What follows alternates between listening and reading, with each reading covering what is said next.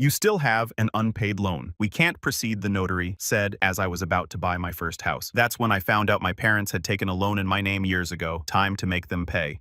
The pen was in my hand. It should have been the proudest moment of my life. I had even dressed up for it. Thrifted slacks stiff from the dry cleaner and a button-up shirt that I only wore when I wanted to feel like someone who had finally arrived. I was about to buy my first home. Nothing fancy.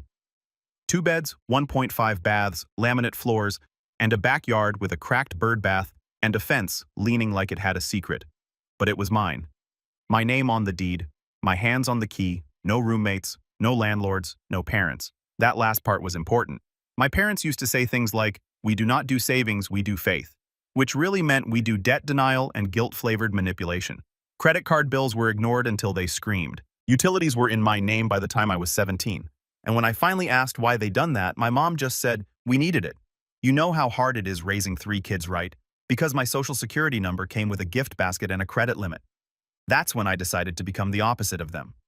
I cut ties at 18. I rented rooms. I ate canned beans and microwaved rice for 2 years. I took every underpaid gig that did not feel illegal. And every time I made a payment on time, every time I said no to something I could not afford, I told myself, this is the road out. This house, this little broken bungalow was my exit ramp.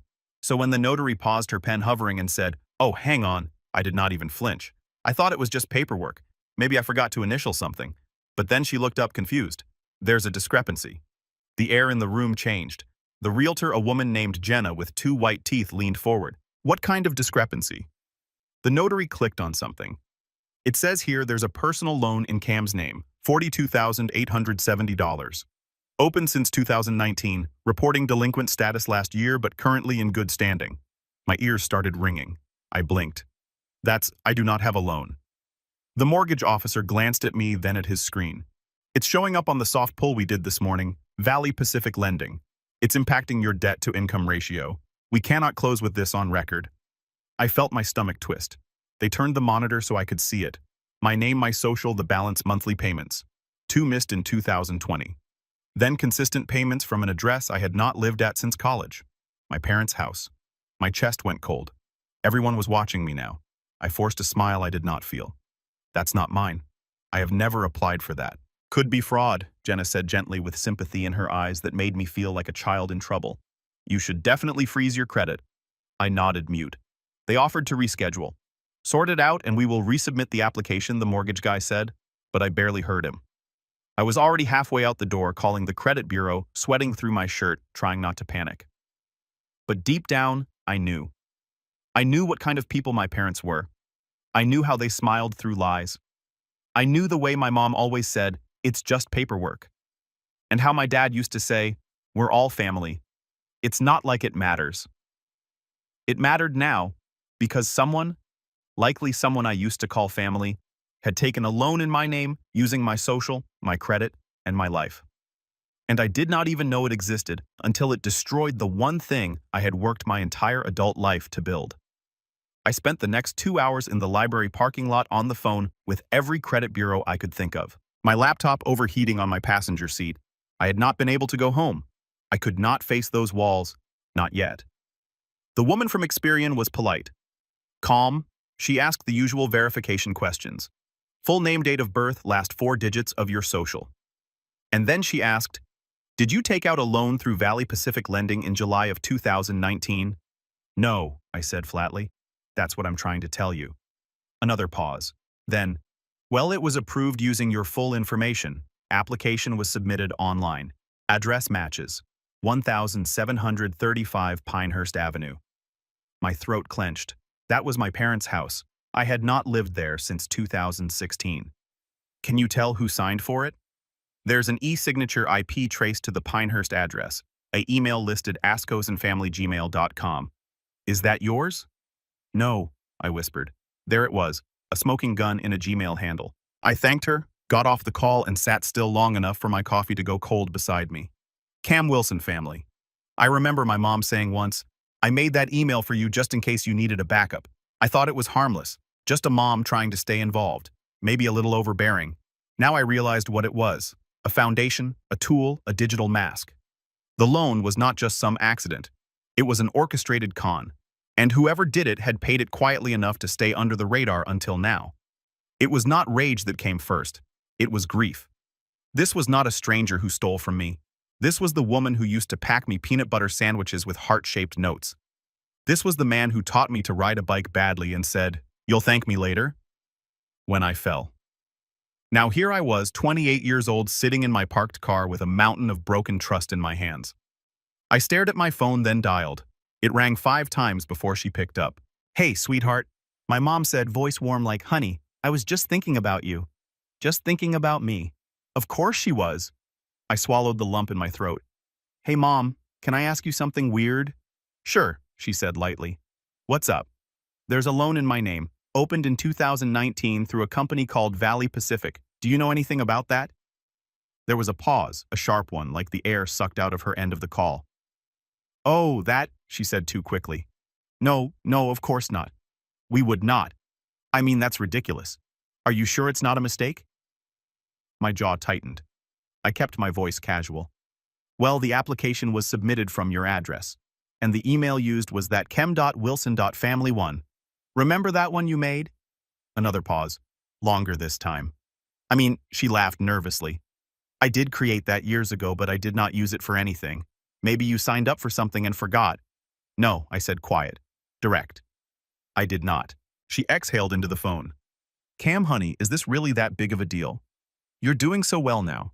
You always said you wanted to help the family if you ever could, and it's not like we missed payments." That was it. The slip. She had just admitted it. I had not told her anything about payments. I did not even speak. Just listened to her realize what she said.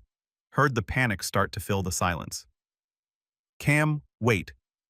I did not mean it like. I hung up. The phone stood from my hand and landed on the passenger seat. I stared at my windshield like the answer was somewhere out there.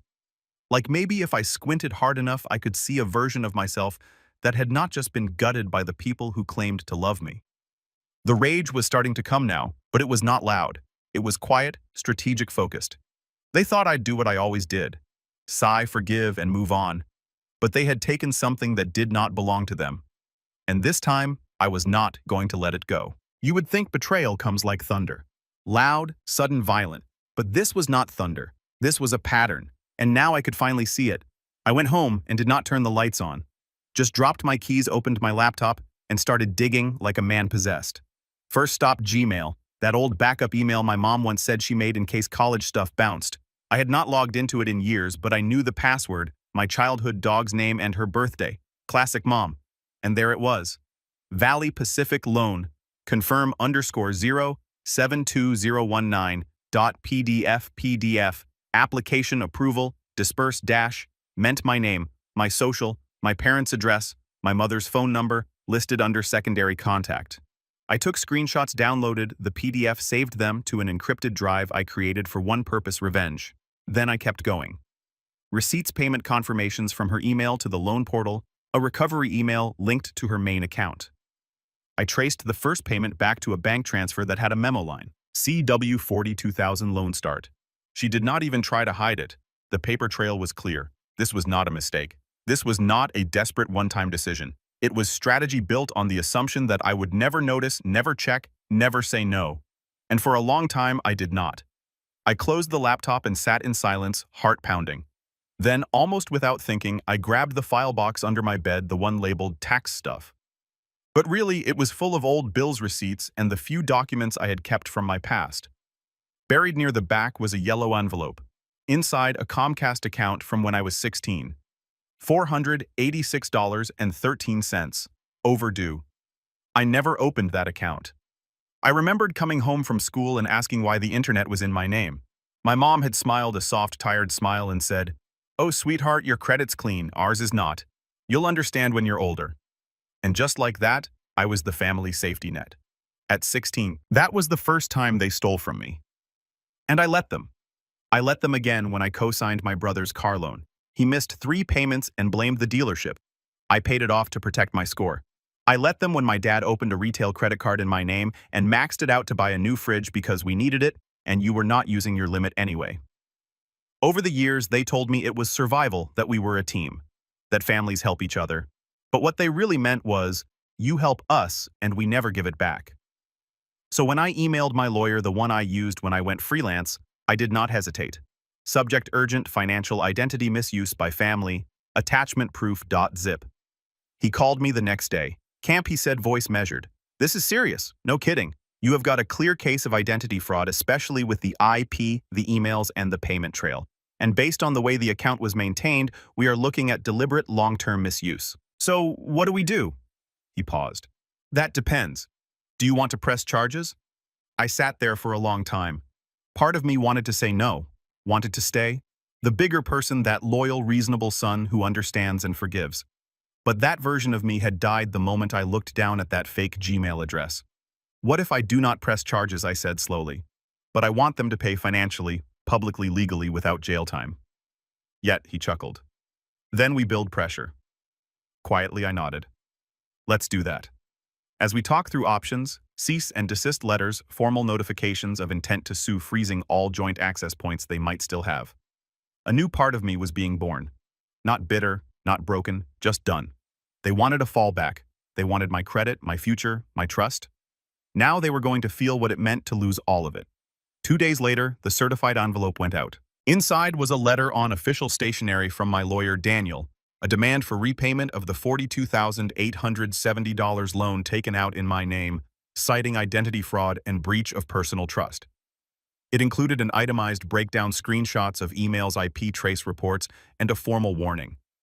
If the debt was not paid back in full within 30 days, we would file a civil suit for damages, including emotional distress and loss of property, since their actions had cost me the house. It was the first time I had ever sent my parents something that required a signature. The next thing I did was freeze my credit. Every bureau, every lender locked.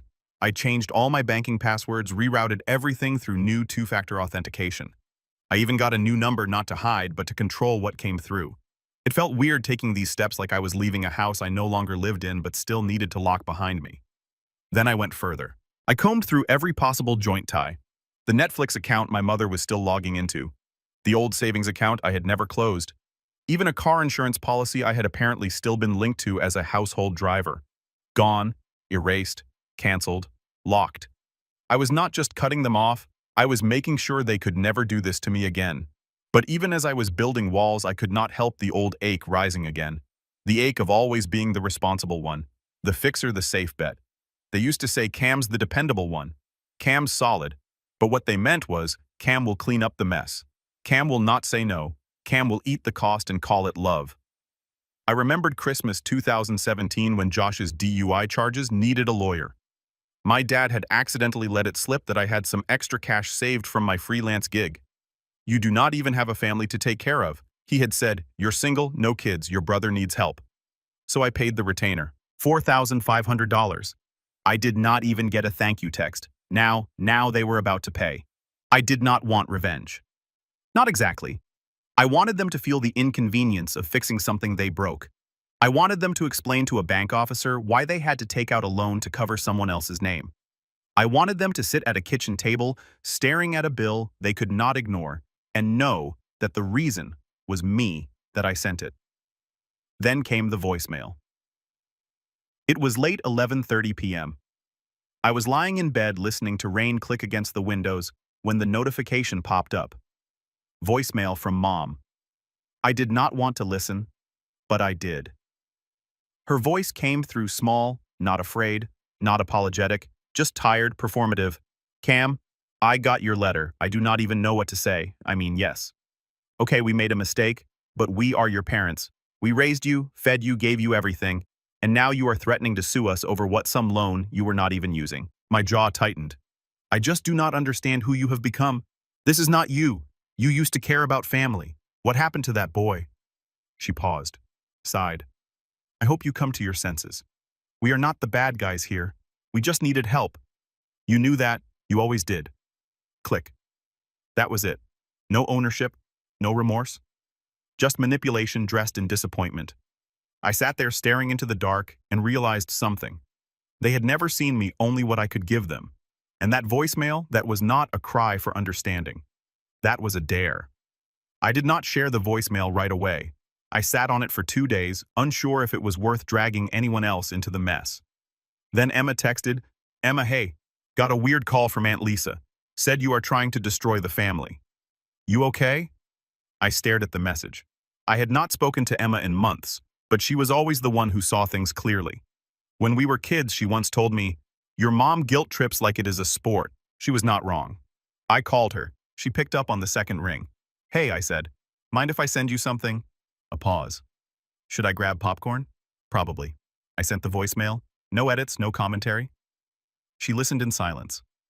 When it ended, she did not say anything for a few seconds. Then she really said all that, like in one breath. She did. "And she is mad. You are the one being cold." Yep, Jesus. She texted again later that night. "Emma, she is already calling people. My mom said she told the group chat you hacked into her email and are threatening legal action to humiliate them." There it was, the spin. The moment she felt her power slipping, my mother did what she always did, rewrote the story to make herself the martyr. I could picture it. The long message in the Wilson family thread is full of tearful emojis and half-truths. Something like, "We just needed help and he turned on us." You know how Cam's always been sensitive. I did not even have to read it to know how it sounded. But this time I had something better than defensiveness. I had evidence.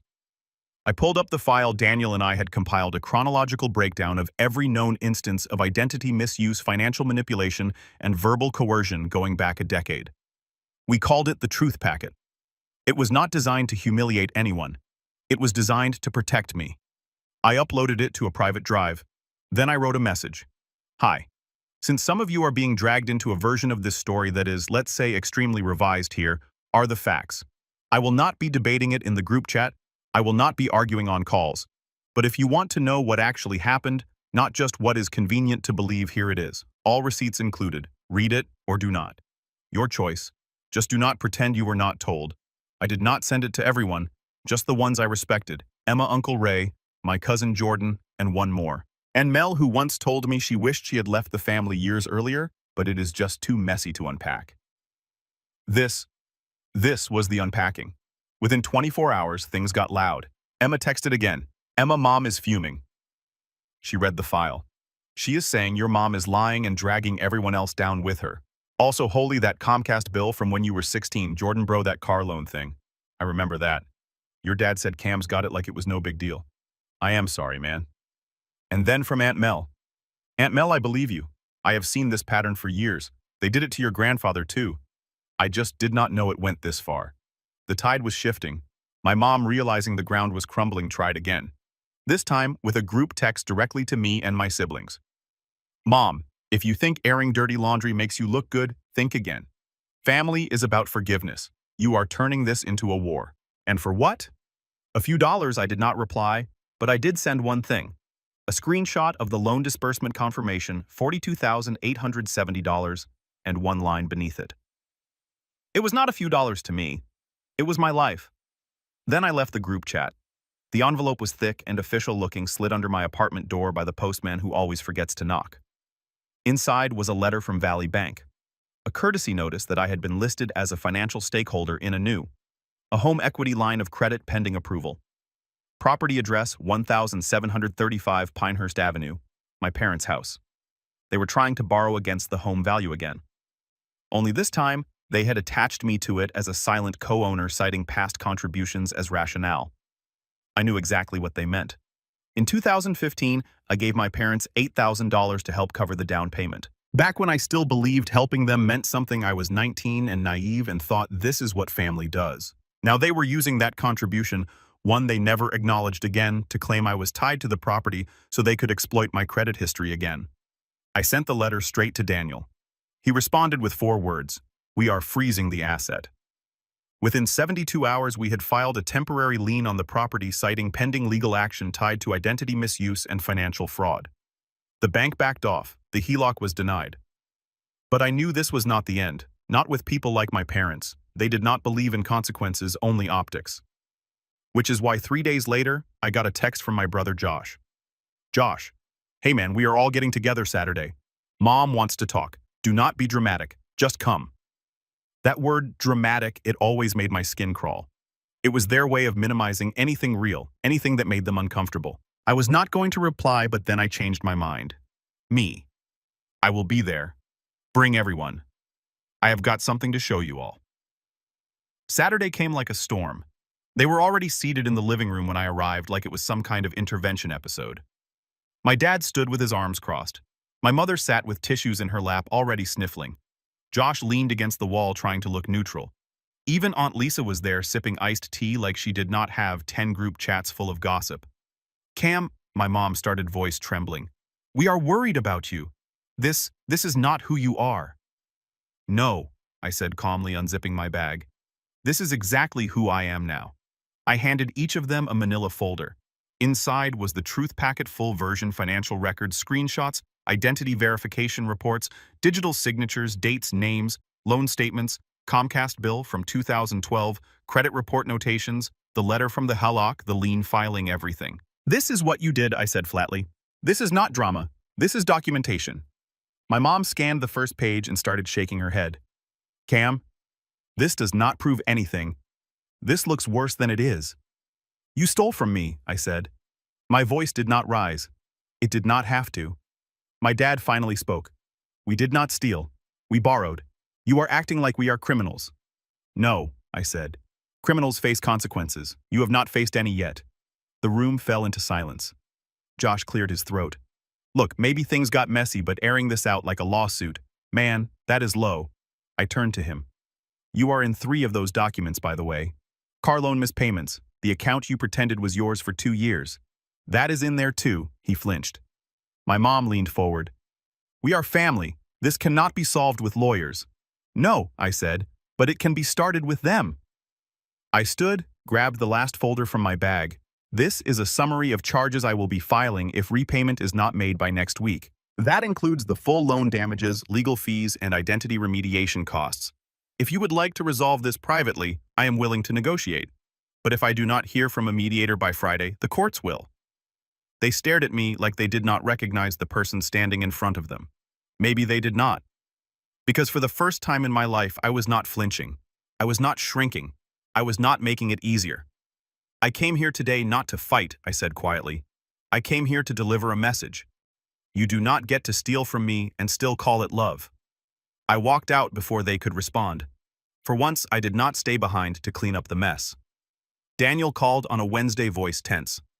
"I just got a call from someone who says they know you. Emma gave them my number." "Who?" "She said her name is Brianna." "Your brother's ex."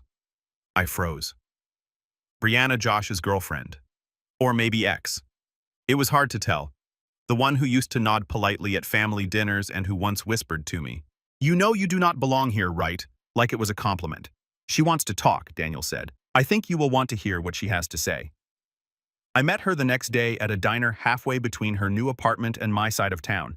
She looked different, sharper, more tired, like someone who had seen too much and finally stopped pretending it did not matter. We skipped the pleasantries. "I did not come to stir anything up," she said, hands wrapped around a shipped coffee mug. "But I saw the folder.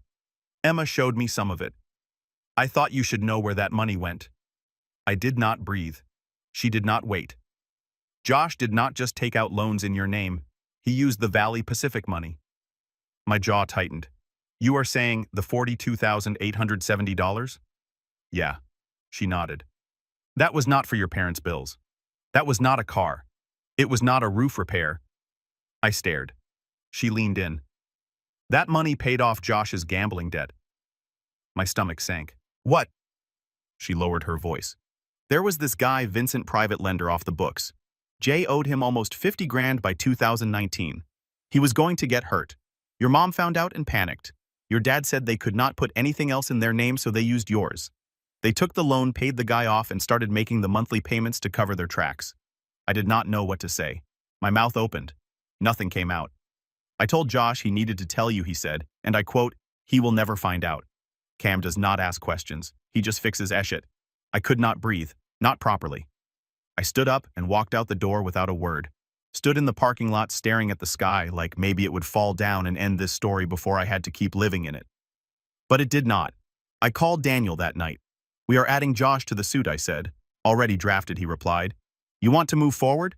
I thought about it. Thought about the Christmas gifts I bought my brother even after he wrecked my credit. The times I defended him when he failed classes, missed work, lied to girlfriends. All the times my parents called him. Complicated and mere reliable. They knew what he did. They chose to protect him, and they chose to sacrifice me. Move forward, I said. The next day, the paperwork was filed, full civil motion, fraud, identity theft, emotional damages, malicious negligence. Josh got served at the auto shop where he worked part-time. My mother called that night 10 times. I did not pick up. Then she texted, "Mom, I cannot believe you are doing this to your own brother. You are ruining his life." I stared at the message and I laughed. Then I replied, "Me, you already ruined mine. I am just cleaning up the debris." She did not answer. That was fine. I did not need her to. The court date was set for Friday. Josh had gone silent. My mother sent one more message. "Mom, let us just fix this. We will pay some. We can set up a plan. You do not need to ruin everything." I stared at it. A year ago, I might have answered, might have even tried to negotiate, but some was not enough. A payment plan was not justice. I did not want revenge. I wanted freedom, and freedom does not come cheap, Daniel had advised me. Bill tried to settle privately. Do not respond. Let them feel the public pressure. So I did not. Instead, the night before the hearing, I drove. The little bungalow I had almost bought had not sold. It sat quietly on its corner lot like a story that had almost been told. The for sale sign was sun-bleached now. The lemon tree out back was still drooping, but the porch light was on and the curtains had changed. I asked the realtor if I could see it again. Just one more walkthrough. She said the seller was out of state and did not mind. I walked the rooms barefoot. Empty echoes. I stood in the closet where I once imagined hanging my first press suit. I stood by the window where I imagined placing a desk. A small life built cleanly, earned honestly. The last time I was here, I thought I lost something. Now I knew better. What I lost was not the house. It was the illusion that I was ever truly safe inside that family that was gone and good riddance. The next morning, I wore black to court. Not for theatrics, for peace. I did not look at my parents when we passed in the hall. I did not acknowledge Josh when he glared like a kid caught stealing from the cookie jar. The hearing was procedural. The judge reviewed the evidence, the timeline, the verification. Daniel did most of the talking. I sat quietly, hands folded, while my entire history played out in cold, bureaucratic language. When it was over, the judge approved the motion. The family was ordered to repay the full loan, plus interest, plus $12,000 in damages. Josh was individually liable for an additional fraud charge pending civil penalties. My credit record would be expunged of all related incidents. A formal record would be kept for future protection. It was done. I did not stay to watch them leave. But later that week, I got a letter handwritten from my father. The envelope was thick and the penmanship familiar. Inside 2 pages, no apology. Not really. Just lines like, "I did not know what else to do. We thought you would be okay. You are always okay. We never expected you to turn against us like this. But I guess you are not our chem anymore." At the bottom he had written, "You won. Hope it was worth it." I folded the letter slowly, set it down. Smiled. Then I grabbed an envelope, wrote a reply, and mailed it back to Pinehurst Avenue. Inside was a single printed photo. Me standing in front of the bungalow, the sold sign behind me, a small note at the bottom. It was worth it.